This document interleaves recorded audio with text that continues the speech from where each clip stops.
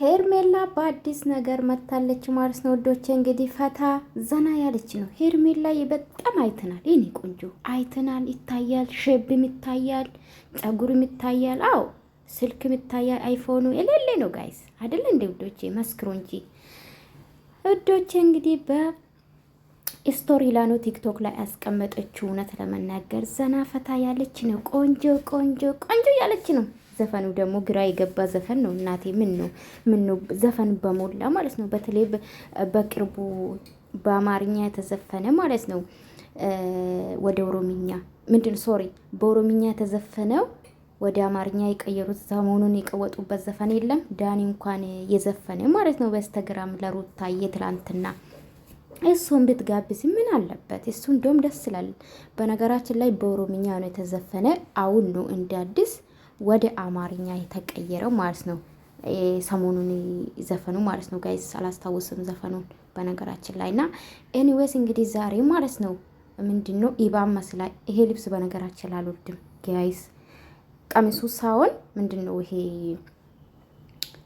ምንድነው ኢባም ነው የሚመስለኝ ጋይስ። እና ዛሬ እንግዲህ ፈረደበት እኮ ይሄ ሻወር ቤት ሽንት ቤት ፈረደበት። አብርሽ እንኳን እንደ ሴት ማለት ነው ወዶች፣ እንደ ሴት ሻወር ቤት ሆኖ ምናምን የምታስታውሱ ካላችሁ እንደዛ ነው ነገሩና ኤንዌስ የመሳችሁ ማለት ነው። ዛሬ እንግዲህ ሄርሜላ በአዲስ ነገር የምትመጣ ይመስለኛል። ታውቃላችሁ ይሄ በጀመራ ሆነ ፎቶ ከተለቀቀ ሆነ ቪዲዮ ከተለቀቀ ታውቃላችሁ ቪዲዮ ይኖራል። ይሄ ታወቀ ነው። ቪዲዮ ሊሰሩ ሊወጡ ነው ጋይስ። ገባችሁ አይደለ? እኔ እኮ ውስጥ አዋቂ ነኝ በነገራችን ላይ። ለማንኛውም እንግዲህ ትላንትና ቪዲዮ ሰርቼ ቪዲዮ ስልኬ ፉል ስለሆነ ማለት ነው አልወርድም አለኝ። የሩታ እህት ሄርሜላ ስትመክር ነበረ ማለት ነው። በጣም ደስ የሚል ምክር ነበረ ባይዘዌ። እውነት ለመናገር ግን ሁለቱ ካልተስማሙ እናንተ ያም ስላገኛችሁ ይሆናል ማለት አይደለም። እውነት ለመናገር እኔ ደስ ለኛል ምክሯ። ያው ሳሚ ቢዝነስ አያጧጧፈች ነው ልጆቿን ጥላ አዲስ አበባ የገባችውና ያልገባችሁ ብዬ ነው። 22 ነበራት ሰብስክራይብ፣ አሁን 6 ገብታለች። ጎበዝ ናት። የሩታይትም ትጠንከር የኔ እናትና አበረታቷት። ልጆች እናት አይደለች።